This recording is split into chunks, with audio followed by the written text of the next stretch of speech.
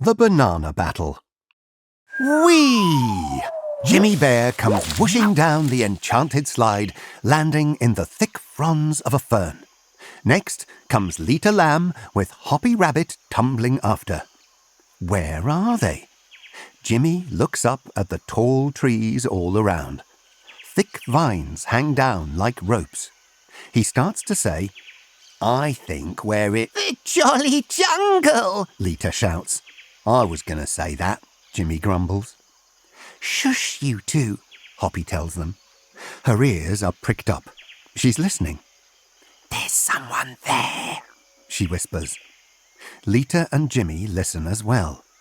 Oh, yes, there's someone there. No, two people. Two people quarrelling. "It's my banana." "No, it's mine. I found it." The three friends creep through the ferns towards the squabbling voices. "No, I left it on the tree stump." "No, I found it on the tree stump." "But I found it first." "Then why didn't you eat it?" "When I eat my banana, it's none of your business." "It is when it's my banana."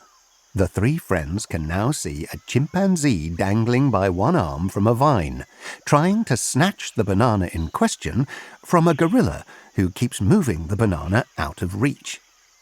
Then he spots the three friends watching them. "Bodo, we have visitors," he says. Hoppy, Jimmy and Lita step out from the ferns and say hello. Bodo, the chimpanzee, hastily swings to the ground. Pleased to meet you," he says.